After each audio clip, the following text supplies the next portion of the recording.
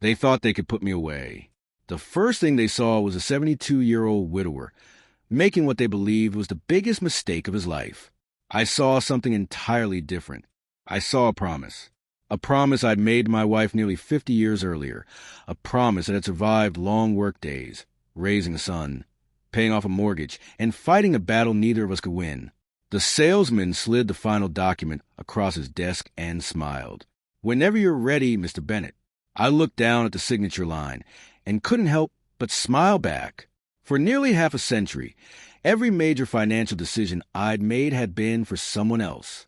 The house, my son's education, my family's future. Every sacrifice had a purpose. This was the first purchase that belonged entirely to me. I uncapped the pen and signed my name with a steady hand. No loan, no financing. I paid for the motorhome with a single cashier's check I'd spent years saving toward. Margaret used to tease me that I'd never spend money on myself. "One day," she'd laugh, "I'm going to have to give you permission to enjoy what you've worked for." I folded the receipt and slipped it into my jacket. I guess she finally won that argument. I'd earned every dollar honestly, and for the first time in decades, I wasn't apologizing for spending any of it. Outside waited a beautiful 33-foot motorhome, gleaming beneath the Arizona sun. To everyone else, it was an expensive RV.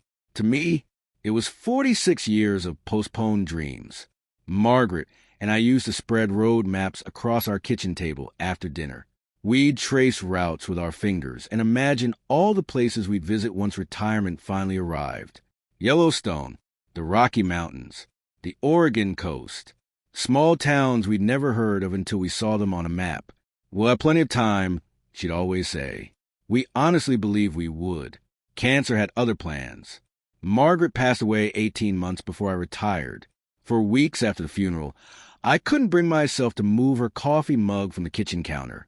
The silence inside our home became louder than any conversation we'd ever shared. People kept telling me grief gets easier. It doesn't. You simply become stronger at carrying it.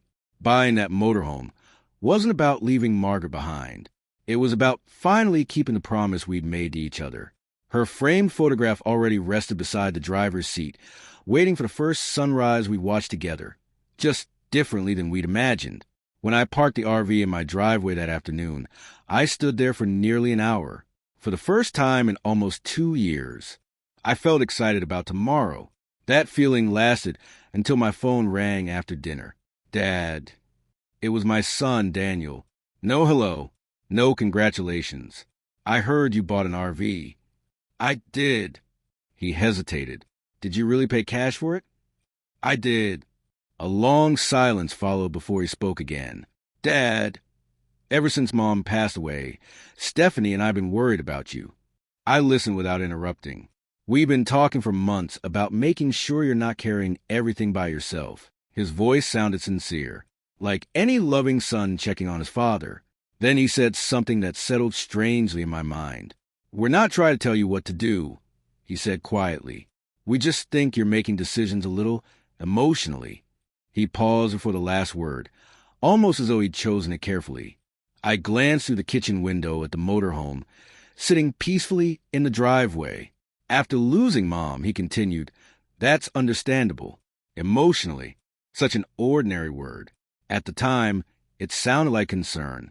I had no idea those 3 syllables would eventually become the foundation of a legal argument that could cost me everything. 2 days later, Stephanie arrived carrying homemade cookies, a warm smile, and a list of questions that sounded less like concern and more like an interview. By the time she drove away, I couldn't shake the feeling that she wasn't trying to understand me. She was building a case against me. Questions no family should ask. Stephanie had always known how to make an entrance. When I opened the front door, she stood there holding a plate of homemade oatmeal cookies wrapped neatly in a kitchen towel. Behind her was my son, Daniel, carrying a bag of fresh coffee from my favorite local shop. It looked less like a visit and more like an apology. "Thought we'd surprise you," Stephanie said with a warm smile. "I hope we're not interrupting anything." "Not at all," I replied, stepping aside. Within minutes, the kitchen smelled like fresh coffee and cinnamon cookies. Daniel talked about the boys' baseball season. Stephanie laughed at one of my stories about getting lost on a camping trip years ago with Margaret. We even joked about how she'd always insisted on bringing twice as much food as anyone could possibly eat. For a few minutes, I actually believed they'd come just to spend time with me. I hadn't realized how much I'd miss hearing my family laugh inside this house. Then Stephanie reached into her purse and pulled out a small leather notebook. The room changed. "I hope you don't mind," she said casually. "I've been making a few notes." I frowned. "Notes?" She nodded as if it were the most natural thing in the world. "Just a few things we've been meaning to ask you." Before I could answer, Daniel shifted uncomfortably in his chair. He opened his mouth once, closed it, then opened it again, as though he'd rehearsed this conversation a dozen times, but suddenly wasn't sure he wanted to have it. Stephanie flipped open the notebook. "So, have you updated your will since Margaret passed away?" The question landed harder than I expected. "I have." She nodded and wrote something down. No one had asked how I was sleeping. No one had asked whether I still missed Margaret. They'd skipped right past my grief and gone straight to my estate. "What about your investment accounts?" she continued. "They're doing fine." "Who helps you manage them?" "I manage them myself." Another note. "What happens if something goes wrong while you're traveling?" "I'll figure it out." "Do you have a financial power of attorney?" Daniel finally spoke. "Steph." His voice was barely above a whisper. "It's okay," she said gently, never looking up from the notebook. "We're just planning ahead." Planning ahead. It sounded responsible, reasonable, but every question seemed to point in the same direction. Not my happiness, not my trip, not even my health, only my finances, my legal paperwork, my future. I slowly set my coffee cup on the table. "Stephanie." She looked up. "What exactly is this?" Her smile never changed. "We're just trying to make sure everything is organized. I've managed my own affairs for over 40 years. "I know." "Then why does this feel less like a family visit and more like an interview?" For the first time that afternoon, she hesitated, only for a heartbeat. Then the smile returned. "You'd be surprised how many older people believe everything's under control when it isn't." Older people. She didn't say you. She didn't have to. Daniel stared down at his untouched coffee. "Dad," he said quietly, "please don't take this the wrong way." "I'm trying not to." He rubbed his hands together nervously. "We've just been talking about what happens if someday you need help." Need help. The word sounded innocent enough. But something deep inside me whispered that this conversation wasn't about someday. It was about convincing me that today had already arrived. Then Stephanie asked one final question. "So, where do you keep the spare key to the RV?" The room fell silent. I looked at Daniel. He couldn't meet my eyes. And for the first time in 72 years, I wondered whether my own son already knew the answer. The offer that was never really an offer. After they left, I stood at the front window until Daniel's SUV disappeared around the corner. The house felt quiet again. Not peaceful. Just empty. Margaret used to say people reveal themselves by the questions they ask. Back then, I thought she meant strangers. Now I wasn't so sure. I tried convincing myself I'd imagined the whole thing. Maybe Stephanie really was trying to help. Maybe Daniel was simply afraid of losing his last remaining parent. After all, I was 72. I'd been living alone for almost 2 years. Maybe this was what concern looked like. I wanted to believe that. Over the next 2 weeks, life settled into the routine I'd been dreaming about ever since I retired. Every morning, I'd carry a cup of coffee out to the RV before the Arizona sun became too hot. I'd open every cabinet, check every latch, test the generator one more time. Not because I needed to, because I enjoyed it. I'd already stocked the refrigerator, mapped every stop along my first route, and even bought the same blue coffee mug Margaret would have picked without a second thought. Every little detail made it feel less like a vehicle and more like the life we'd waited years to begin. Sometimes I'd sit behind the steering wheel. Without starting the engine, I'd picture the first stretch of highway. Sedona, then Colorado. Maybe Wyoming if the weather stayed kind. Margaret's framed photograph rested beside the dashboard, smiling exactly the way I remembered. For the first time since she died, I wasn't replaying the past. I was planning a future. One afternoon, my neighbor Walter wandered across the yard carrying a cold bottle of lemonade. He'd lived next door for over 20 years. He'd watched Daniel grow up. He'd been one of the first people to knock on my door after Margaret's funeral. "You look different," he said. "I do. Happier." I looked toward the RV. "I think I finally have something to look forward to." Walter smiled. "Margaret would have loved seeing you like this." I laughed softly. She would have spent 6 months planning every stop. "And you'd still manage to miss half of them." "I usually did." We both laughed. For a few minutes, life felt wonderfully normal again. Then Walter glanced toward the street. "You got company." I turned just as Daniel's SUV rolled into the driveway. Stephanie stepped out almost before the engine stopped. Neither of them had called. Neither of them looked like they were there for a casual visit. Daniel forced a smile. "Hey, Dad. What brings you two over?" Stephanie answered first. "We've been talking about your trip." "Oh." She smiled warmly. "The boys can't stop talking about your RV." I smiled. "I'll have to take them camping when I get back." Daniel nodded. "They'd love that." Stephanie looked at him, then back at me. "You aren't leaving until next month, right?" "That's the plan." "Good." She folded her hands together. That actually gave us an idea. Something in the way she said it made my stomach tighten. "The boys have always wanted to see Yellowstone." She paused just long enough to make the next sentence sound reasonable. "And since the RV will just be sitting here for a few more weeks." She smiled. "We thought maybe we could use it first." The words hung in the air. I looked from her to Daniel. He wasn't smiling anymore. His eyes stayed fixed on the ground. "I haven't even taken it on its first trip," I said quietly. "We know," Stephanie replied. "But honestly, Dad, it's just sitting here." Daniel finally spoke. "We'd take really good care of it." His voice wasn't demanding. It sounded almost apologetic, like a man asking for something he already suspected he shouldn't. I studied my son's face for a long moment. Then I smiled politely. "I'm sorry, but the answer is no." For a heartbeat, neither of them moved, almost as if the possibility of hearing no had never crossed their minds. Then Stephanie's smile slowly disappeared.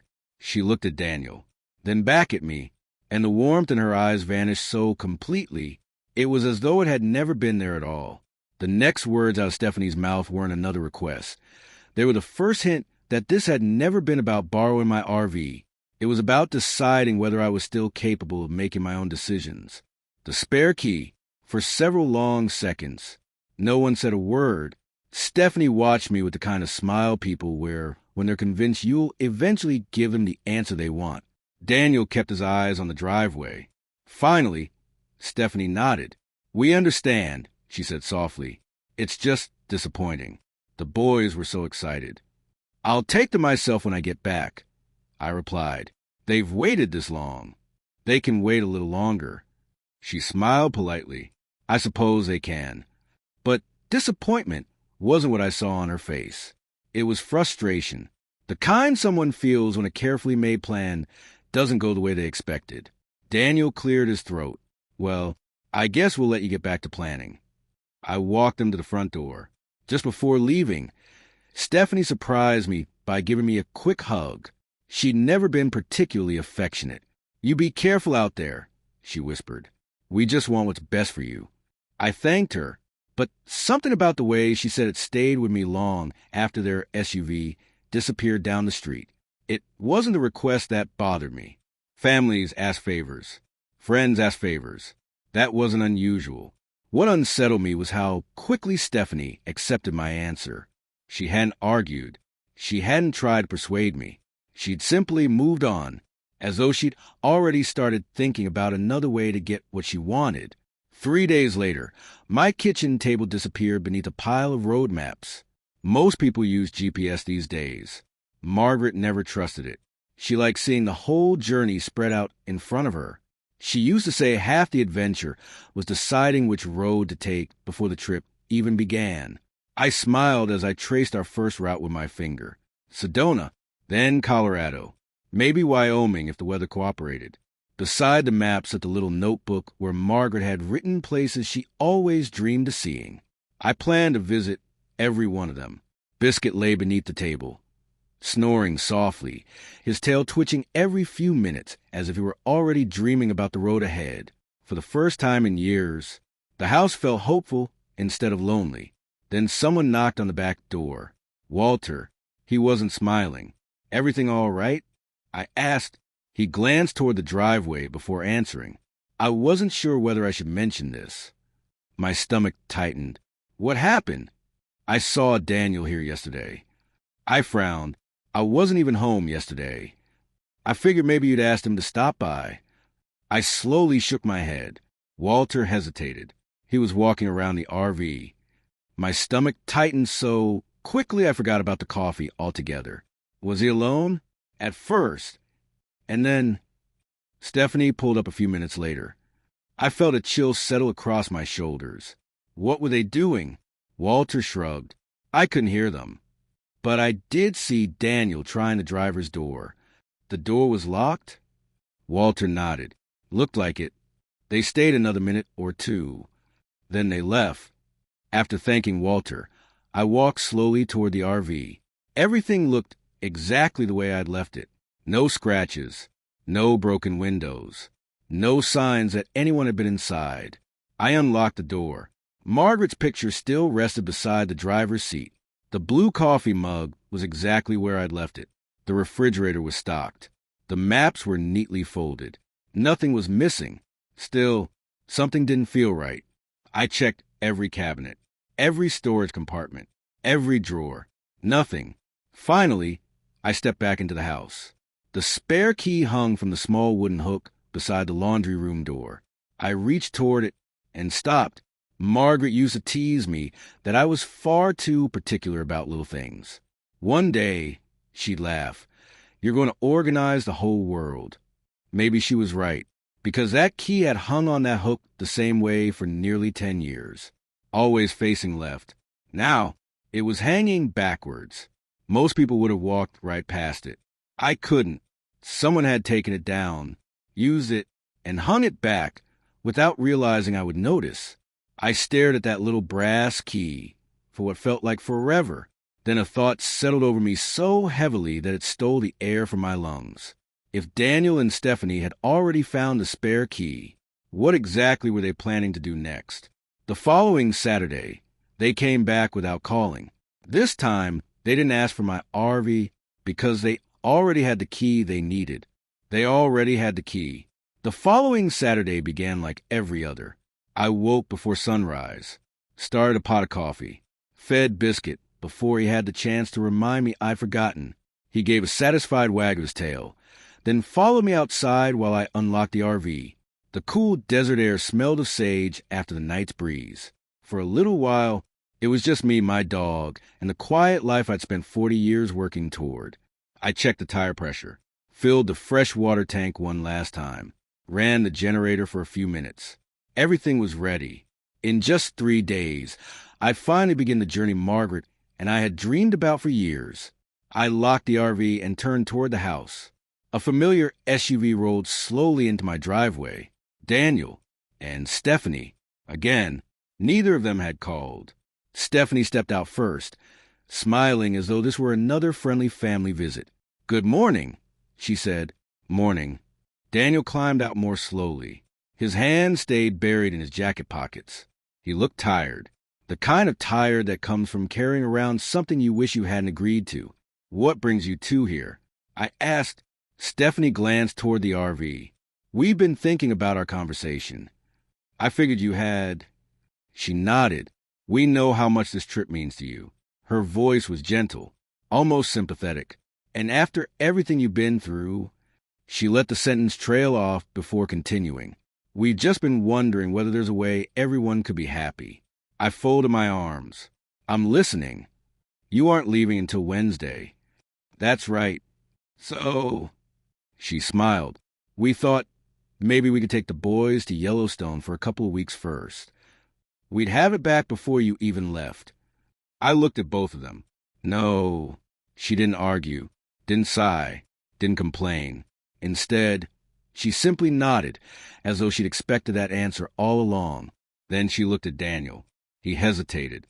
His shoulders rose with slow breath before he reached into his jacket pocket. When I saw the small brass key resting in his hand, the world seemed to go quiet. For a moment, I wasn't looking at the man standing in my driveway. I was remembering a 16-year-old boy who'd just gotten his driver's license.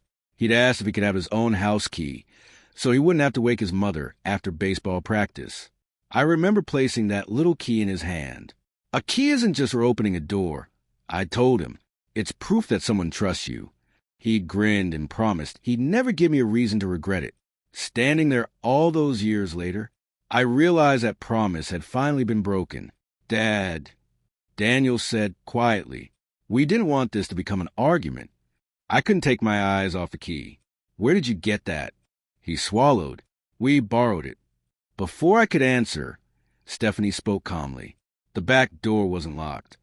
She wasn't defensive. She sounded as though she genuinely believed she was explaining a misunderstanding. We only made a copy, she said softly. We thought it would save everyone unnecessary stress. I looked at her. You came into my home without asking. We weren't trying to invade your privacy. Then what were you trying to do? She took another slow breath. No one is trying to upset you. We know you've had a difficult couple of years. We just don't think you should have to handle everything by yourself. There it was, still wrapped in kindness, still sounding like concern, but no longer feeling like it. I turned toward Daniel. Did you know she was making a copy? He closed his eyes for a second, then nodded, barely.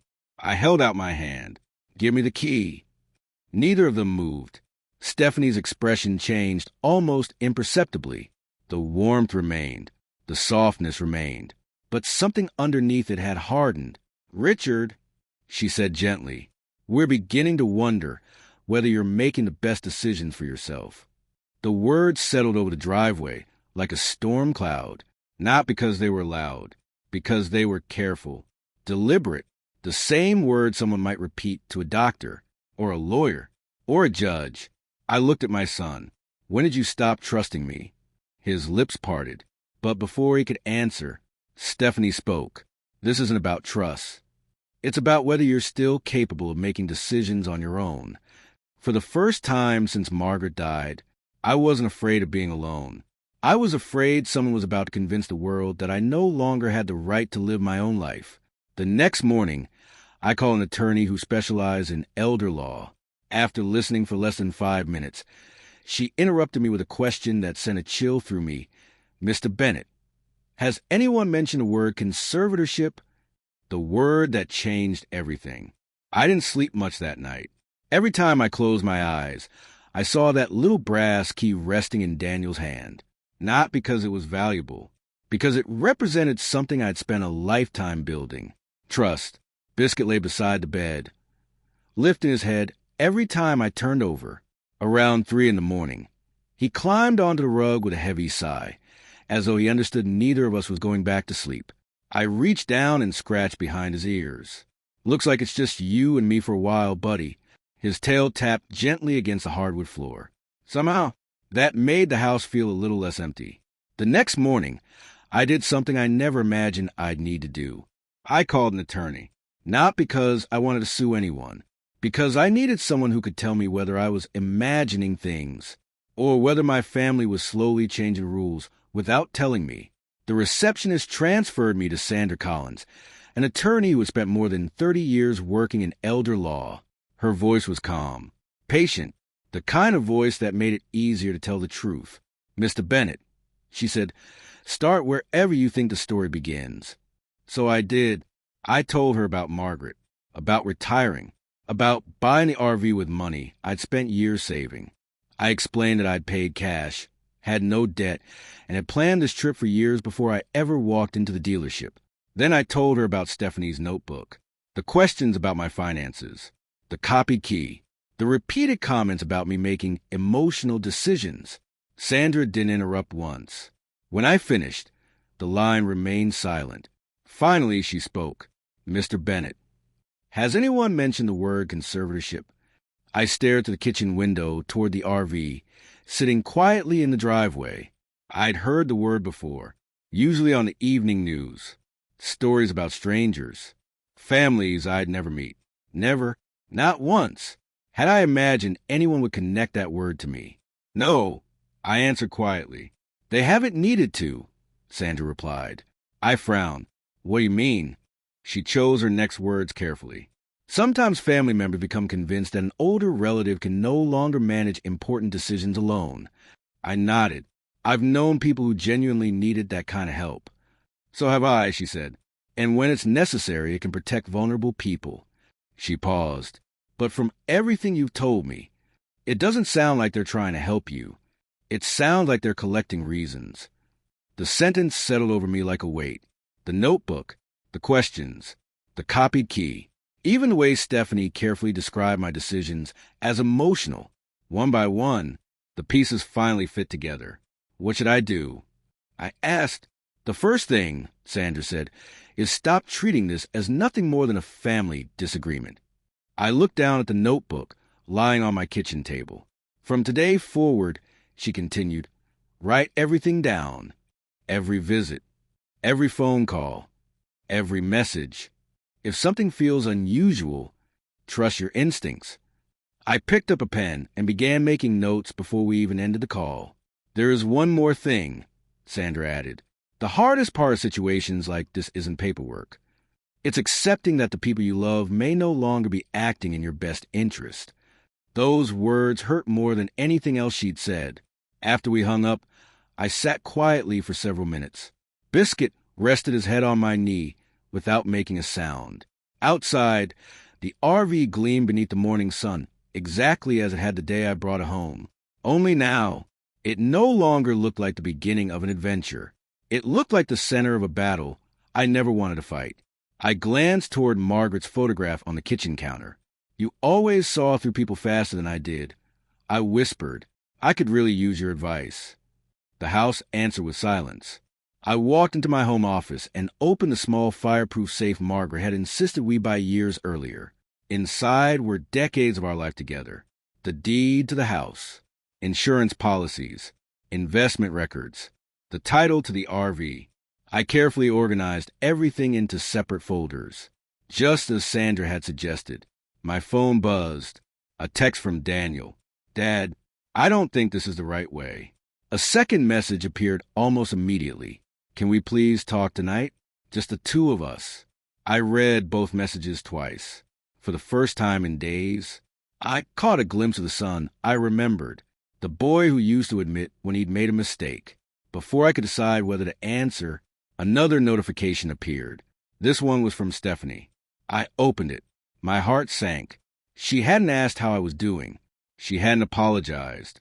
Instead, she'd sent me the name of a memory care specialist, along with an appointment she had already scheduled in my name. When I called to cancel the appointment, the receptionist said something that made my blood run cold. Mr. Bennett, your daughter-in-law told us you might refuse to come. The appointment I never made. I read Stephanie's message 3 times. Surely I was misunderstanding it. Memory Wellness Center, Tuesday, 10 a.m. They'll be expecting you. I know you may be upset now, but this is for your own good. For my own good. Those 4 words have become her favorite disguise. I stared at the screen until it went dark in my hand. Biscuit nudged my leg with his nose, reminding me he'd been waiting patiently for our morning walk. Come on, buddy, I said softly. I think we both need some fresh air. The neighborhood was quiet. Sprinklers clicked across green lawns. A newspaper landed on a driveway somewhere down the street. A neighbor waved as she backed her car out of the garage. To everyone else, it looked like an ordinary Saturday morning. I wondered how many ordinary mornings had quietly become the beginning of someone else's worst chapter. Biscuit trotted happily beside me, stopping every few yards to investigate a tree or sniff a mailbox. His world was wonderfully simple. Love the people who love you. Come home. Do it all again tomorrow. Mine didn't feel that simple anymore. When we returned, I sat at the kitchen table and dialed the number Stephanie had texted me. A cheerful receptionist answered. Good morning, Memory Wellness Center. This is Karen. Good morning. I replied. My name is Thomas Bennett. I believe there's an appointment scheduled under my name that I'd like to cancel. I heard the sound of a keyboard. One moment, Mr. Bennett. A few seconds passed. Then her voice changed. Oh, is everything all right? I'm sorry. There was a brief pause. We were told this might happen. A cold feeling settled in my chest. What do you mean? She hesitated before answering. Your daughter-in-law wanted us to know you might deny needing help. She said not to take it personally if you became upset. For several seconds, I couldn't speak. The appointment wasn't simply scheduled. She had prepared them for my refusal before anyone had ever asked whether I wanted to be evaluated in the first place. I never agreed to this appointment. I said quietly, I understand, Mr. Bennett. Her voice softened immediately. If you'd like, I can remove your name from our schedule. Please. More typing. It's been canceled. Thank you. Just before I ended the call, she spoke again. Mr. Bennett? Yes. I don't usually say this to patients. She hesitated. But if you truly didn't know about this appointment, I'm glad you called yourself. The line went silent. I lowered the phone slowly. Sandra had been right. Someone else had already started telling my story before I'd ever been given the chance to tell my own. My phone rang. Daniel. After a moment, I answered. Dad. His voice sounded exhausted. I just wanted to make sure you saw my messages. I did. Silence. Then he spoke again. I didn't know she'd actually scheduled that appointment. I believed him, not because his words convinced me, because his guilt did. You knew she was talking about it. Yeah. Another pause. I told her we should slow down. His voice cracked slightly. Dad, I don't think this is the right way. Before I could answer, another voice drifted through the phone. Daniel. Stephanie. Even from a distance, I could hear the sharpness in her tone. What are you doing? Daniel covered the phone. His reply was muffled. I just wanted to explain. We already discussed this. A few seconds later, he came back on the line. I'm sorry, Dad. His voice was barely above a whisper. I have to go. The call ended. I stared at the phone for a long time. For the first time since all this began, I wasn't angry at my son. I was worried about him. The confident young man I'd raised had begun apologizing before he'd even finished speaking. That afternoon, I drove to Sandra's office, carrying a folder filled with every important document I owned. She spent nearly an hour reviewing everything. When she finally closed the file, she looked directly at me. Mr. Bennett. Financially, everything appears to be in excellent order. Relief washed over me. But she folded her hands. If someone wants to convince others that you're mentally declining, they usually don't begin with bank statements. They begin with people. I frowned. People? They'll look for witnesses. Neighbors. Friends. Doctors. Anyone willing to say you changed. A chill ran through me. Until that moment, I'd assumed this battle was about paperwork. Now I understood it was about people. I left Sandra's office with my folder tucked under one arm and my thoughts racing. I had no idea the first witness would be waiting at my own house. My phone vibrated. A text from Walter. Just one sentence. Thomas, I think you should come home. Someone is inside your RV. I was nearly 20 minutes away. By the time I reached my driveway, whoever was inside my RV would either be gone or waiting for me. What they were really looking for.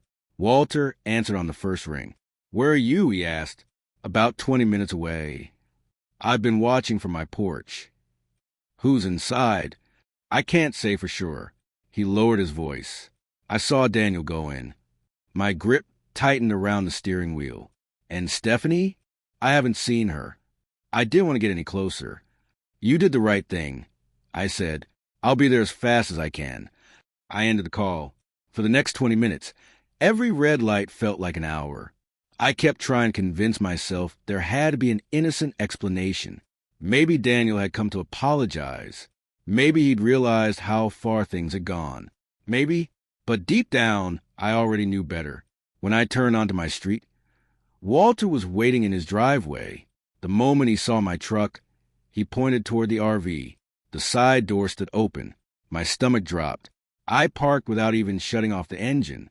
Inside the house, Biscuit barked once, recognizing the sound of my truck returning home. The RV looked exactly the way I'd left it, except someone was inside. I walked toward the open door. Daniel? Silence.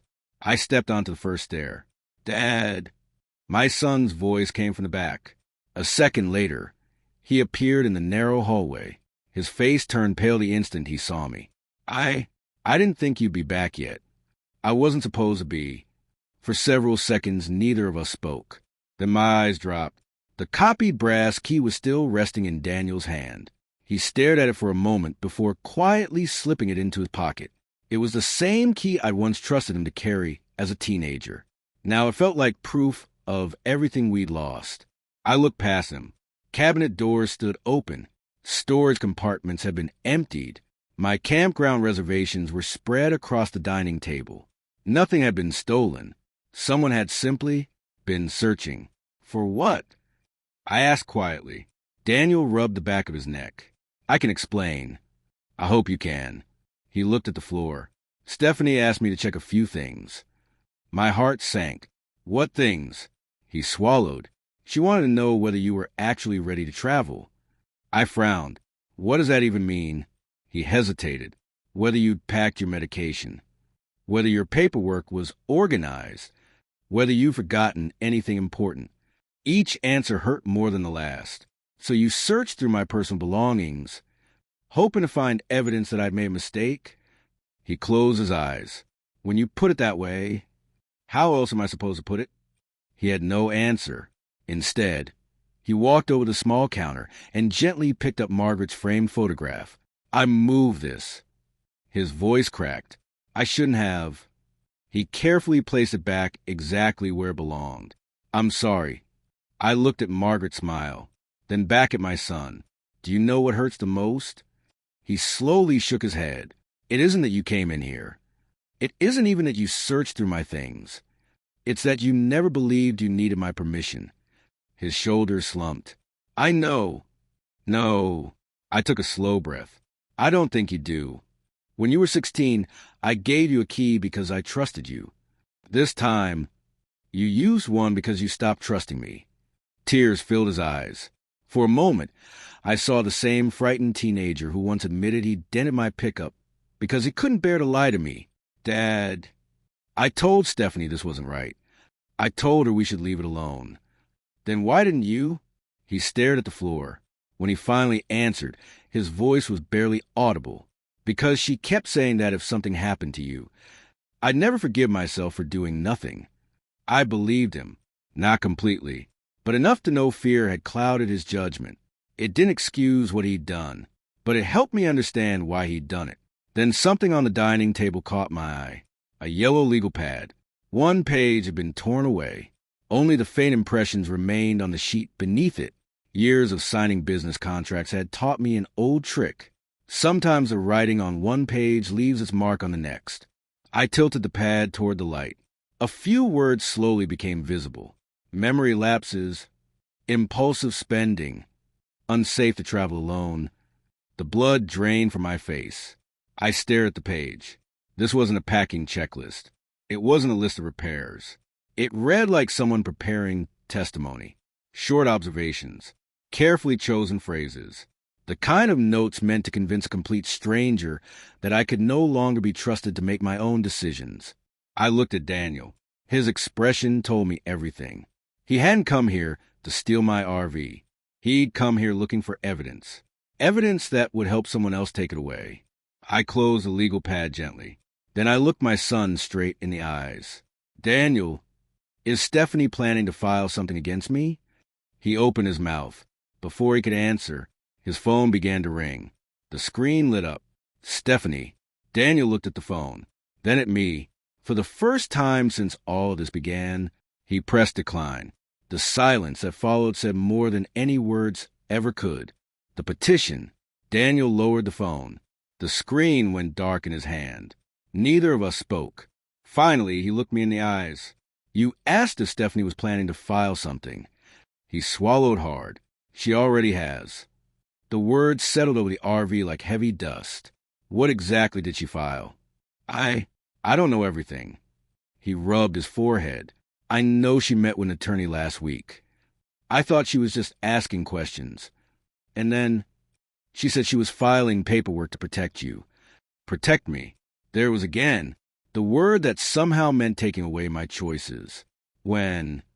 Yesterday. I closed my eyes for a moment. Sandra had been right. This wasn't something Stephanie had decided overnight. She'd been planning it for weeks, maybe months. Every question, every visit, every carefully chosen conversation. They hadn't been random. They'd been preparation. Daniel stood quietly in the middle of the RV. I never wanted it to get this far. I looked at him. Then why did it? His shoulders dropped. Because every time I questioned it, Stephanie would ask me what I'd do if something happened to you while you were alone. He looked away. She kept saying I'd regret ignoring the warning signs.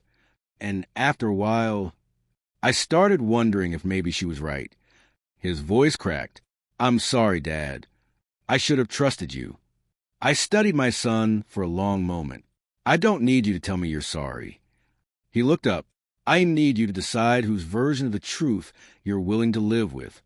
He didn't answer, but for the first time, he didn't look toward Stephanie for the answer. That afternoon, I drove straight to Sandra's office. She looked up the moment I walked in. You've heard something. I nodded. They've filed. She motioned for me to sit. Tell me exactly what Daniel said. I repeated every word as accurately as I could. When I finished, Sandra leaned back thoughtfully. I'm glad you came immediately. Is it too late? No. She shook her head. Not even close. Relief washed over me. The fact that someone files a petition doesn't mean they've won. It simply means they've asked the court to review the situation. So what happens now? The court follows a process. You'll receive notice. You'll have the opportunity to respond. And we'll present evidence. She folded her hands on the desk. Thomas, this is exactly why I told you to document everything. I nodded. I've written down every visit, every phone call, every text message. Good. She smiled for the first time. Those notes may become very important. I handed her the yellow legal pad from the RV. I found this. She carefully tilted the page toward the light. Within seconds, the faint impressions became visible. Memory lapses, impulsive spending, unsafe to travel alone. Sandra's expression changed. This wasn't written for you. No, it wasn't. She looked at me again. It reads like someone brainstorming observations. Not facts, observations. I felt my jaw tighten. So I wasn't imagining it. No. She closed a notebook. And neither was Walter. She reached for another folder. I'd like permission to speak with him. Of course. He may become an important witness. I remembered what she'd told me the day before. This wasn't just about paperwork. It was about people. And for the first time, I realized I wasn't standing alone anymore. Walter had seen Daniel at the RV. The receptionist had confirmed Stephanie scheduled an appointment without my knowledge. Daniel himself had admitted why he'd searched through my belongings. The truth wasn't hidden anymore. It was beginning to leave a trail. As I left Sandra's office, my phone vibrated.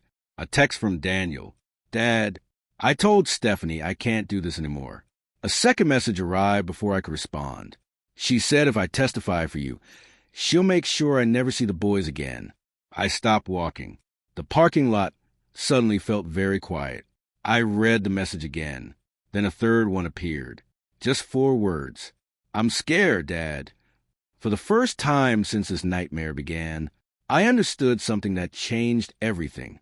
Stephanie wasn't just trying to control me. She was controlling my son, too. That evening, there was a knock on my front door. When I opened it, Daniel was standing there alone, holding a sealed envelope that Stephanie had never intended me to see. The envelope.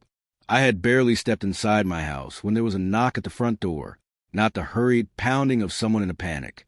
Just 3 slow, deliberate knocks. Biscuit lifted his head from the living room rug and gave a low, uncertain growl. I opened the door. Daniel stood on the porch, alone. His shoulders sagged beneath a wrinkled flannel shirt, and dark circles framed his eyes. He looked like a man who hadn't slept in days. In one hand, he held a large sealed envelope. "I didn't know where else to go," he said quietly. For a long moment, neither of us moved. Then Biscuit walked forward. Instead of barking, he rested his nose against Daniel's hand. Daniel swallowed hard and scratched behind the old dog's ears. "I guess he still trusts me." "I think he's hoping I do too," I replied. Daniel lowered his eyes. "I don't know if I've earned that." I stepped aside. "Come in." We sat at the kitchen table where Margaret and I had shared thousands of cups of coffee over the years. The envelope rested between us. Neither of us reached for it. Daniel stared at it. Twice he reached toward it. Twice he pulled his hand back. Finally, he spoke. "Dad." His voice barely carried across the table. "If I show you what's inside." He stopped. "You may never forgive me." I looked at him quietly. "That decision belongs to me."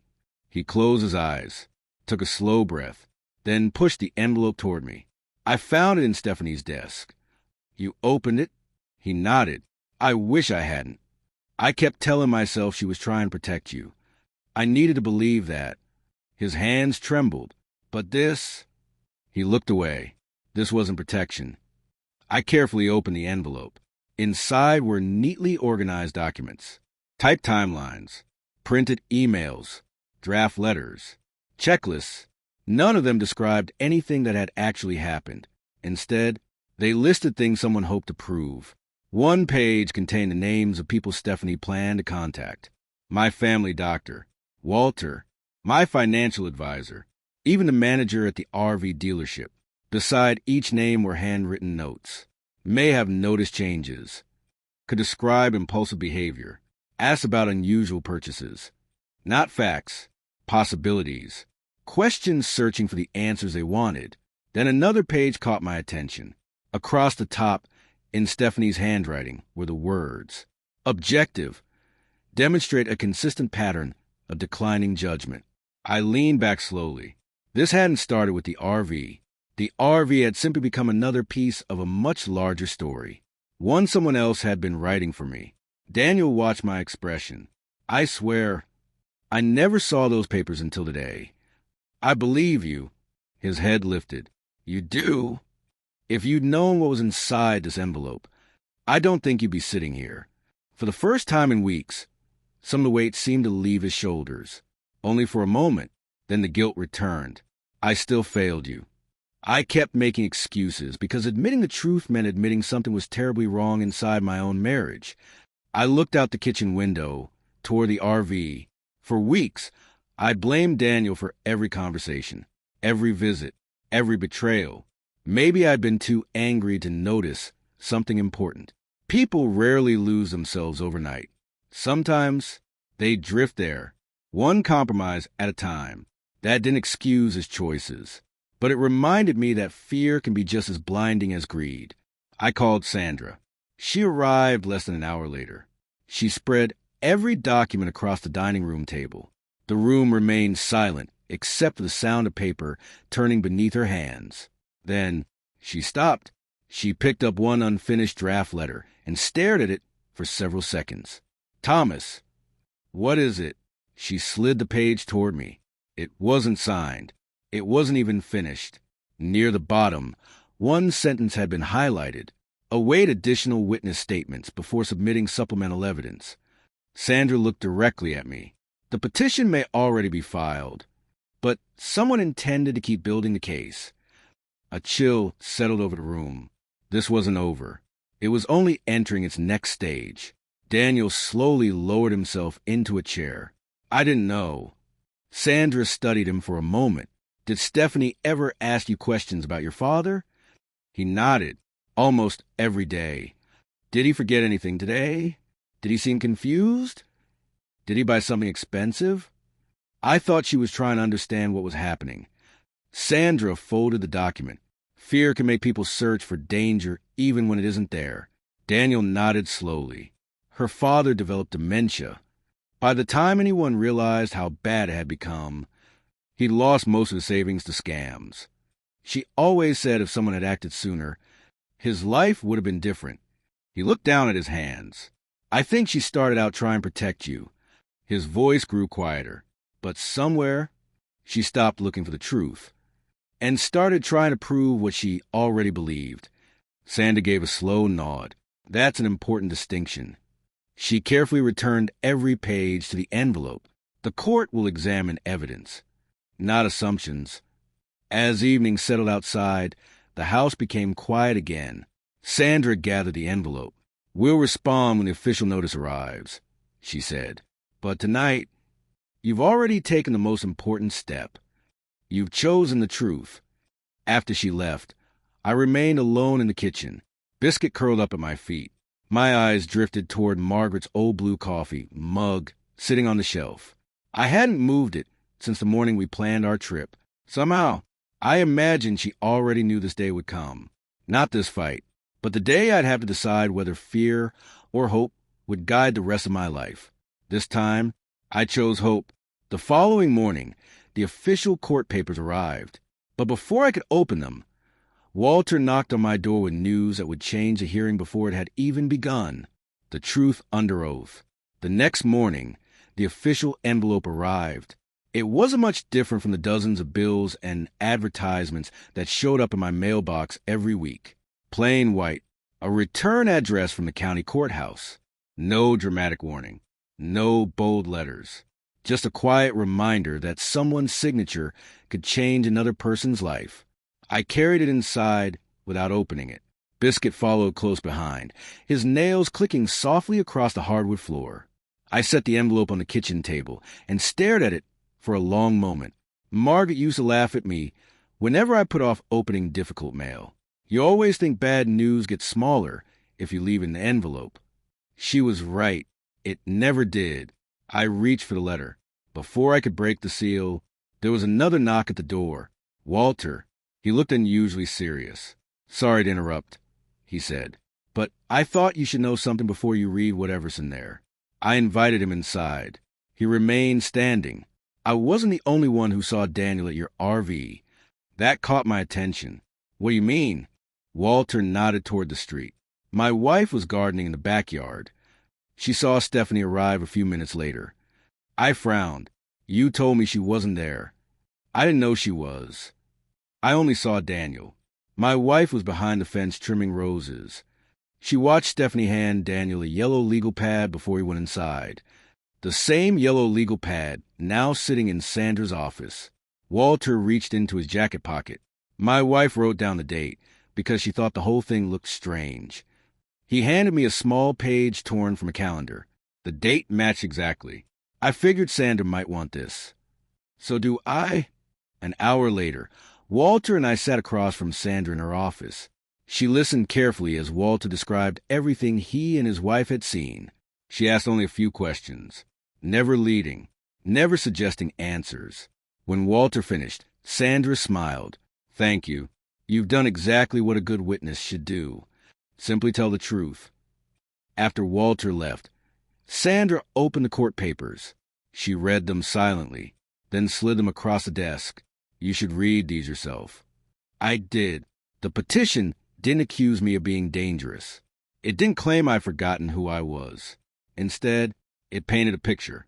A lonely widower. A man making unusually expensive purchases. Someone supposedly withdrawing from family. Someone making impulsive decisions after losing his wife. Reading it felt strangely unsettling. Not because every sentence was false, but because every truthful fact had been arranged to tell a false story. I looked up. I did by the RV. Yes. I had been alone since Margaret died. Yes. I had been grieving. Sandra nodded. All true. She tapped the papers gently. But grief isn't incompetence. Retirement isn't incompetence. Buying something you saved for your entire life isn't incompetence. For the first time since this ordeal began, I realized the real battle wasn't over facts. It was over interpretation. 2 days later, both sides met for a preliminary conference before the hearing. It wasn't a courtroom drama. No witnesses testified. No judge made a final decision. The purpose was simply to organize what would happen next. Stephanie arrived with her attorney. She looked tired, older somehow. When our eyes met, she gave me a small, polite nod. Not cold, not angry, just sad. For the first time, I didn't see a villain. I saw someone whose fear had grown so large that she'd stopped questioning it. Daniel arrived several minutes later. He walked toward us alone. "I've already given my attorney a statement," he said quietly. Stephanie looked at him in disbelief. "You what?" He didn't raise his voice. "I told the truth." Her shoulders dropped. "I was trying to protect this family." "I know." His eyes filled with tears. "But somewhere, we stopped protecting Dad and started trying to control him." Neither of them spoke after that. Some arguments don't end with shouting. Sometimes they end with silence. As Sandra and I walked back to the parking lot, she smiled for the first time in days. "You made one mistake, Thomas." I looked at her, surprised. "I did." She nodded. "You spent weeks believing you had to prove you were a good father." She stopped beside my truck. "You don't. You only have to prove you're capable of making your own decisions." For weeks, I've been carrying guilt that didn't belong to me, wondering whether buying the RV had somehow caused all of this, wondering whether I'd failed my family. Standing there beside my truck, I finally let that guilt go. The hearing was only a week away. For the first time, I wasn't afraid of it. 1 week later, the judge listened to every witness. Before the hearing ended, one unexpected piece of testimony changed everything and finally set all of us free. The road ahead.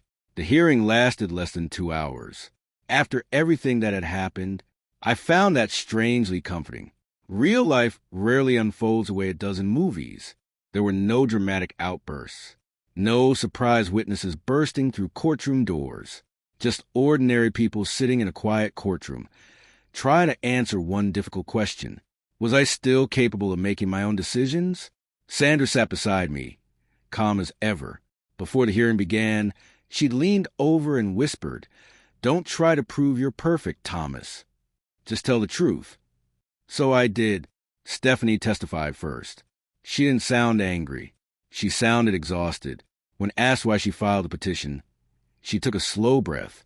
"My father developed dementia when I was young. At first, we thought he was just becoming forgetful. We waited too long. By the time we accepted what was happening, he'd lost nearly everything." She paused, collecting herself. I promised myself I'd never watch that happen again. For the first time, I understood where her anxiety had begun. She hadn't started this because she hated me. She'd started it because of an old wound she never truly healed. But somewhere along the way, past experience became certainty, and certainty became control. Sandra stood.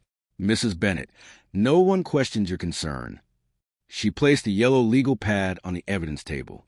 "But concern is not evidence." Then she held up the unfinished draft letter. "This document shows you intended to continue gathering statements after filing your petition." Stephanie lowered her eyes. "I believed I was protecting him." Sandra nodded. "I believe you believe that. But deciding someone's future requires facts, not assumptions." The courtroom fell quiet. Then Daniel took the witness stand. His hands trembled as he raised his right hand and took the oath. When he looked toward me, I saw something I hadn't seen in months. Not guilt, courage. Sandra approached. "Mr. Bennett, did your father give you permission to enter his RV?" "No." "Did he authorize you to make a copy of his spare key?" "No." "Why did you do it?" Daniel took a long breath. "Because I confuse worry with responsibility." He looked toward the judge.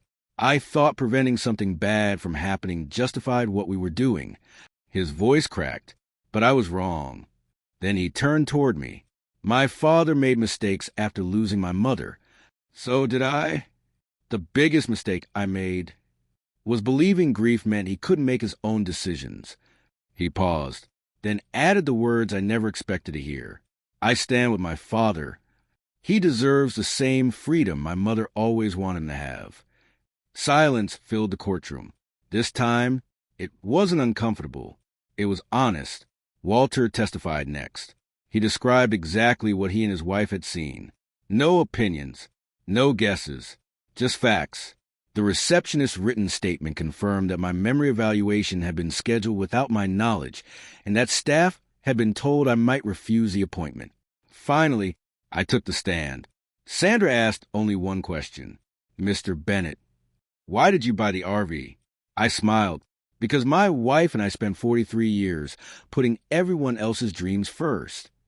I reached into my jacket and held Margaret's photograph for just a moment. When she was dying, she asked me to promise that if I ever had the chance, I'd finally take the trip we planned our entire marriage. I wasn't running away from my family. I was keeping a promise. The judge reviewed the file for several quiet moments before looking up. The court appreciates the family's concern. He glanced toward Stephanie. But concern alone is not enough to limit someone's legal independence. He closed the folder. The petition is denied. After a brief pause, he continued. The court also finds that several claims were presented without sufficient supporting evidence. He looked directly at Stephanie. I strongly caution petitioner against using these proceedings to resolve family disagreements without objective proof. Then he looked at me. Mr. Bennett remains fully responsible for his own personal and financial affairs. Just like that, it was over. Outside the courthouse, no one celebrated. Life rarely works that way. Daniel walked toward me slowly. "I'm sorry, Dad. I know rebuilding trust will take time. I'll spend whatever time it takes." I looked at him for a long moment. Then I nodded, one honest step at a time. He smiled through tears. It wasn't forgiveness. It was the beginning of it. A few moments later, Stephanie approached. She stopped several feet away. "I'm sorry, Thomas." Nothing more. She turned and quietly walked away. Some apologies deserve immediate answers. Others need silence. 3 weeks later, Biscuit climbed into the passenger seat of the RV, tail wagging against the dashboard. Margaret's blue coffee mug rested in its familiar cup holder. Her photograph smiled back at me from beside the windshield. By late afternoon, I reached the first campground on the list Margaret, and I had written years earlier. The ranger handed me a clipboard. "Just sign here, Mr. Bennett." I smiled as I wrote my name. For a moment, I simply looked at it. Funny how a signature can mean such different things. Months earlier, I feared one might take away my independence. This one marked the beginning of it. I looked at Margaret's photograph. Well, sweetheart, we finally made it. I started the engine once more. The road stretched ahead beneath a golden evening sky. This time, the next chapter of my life would be written by me. The end.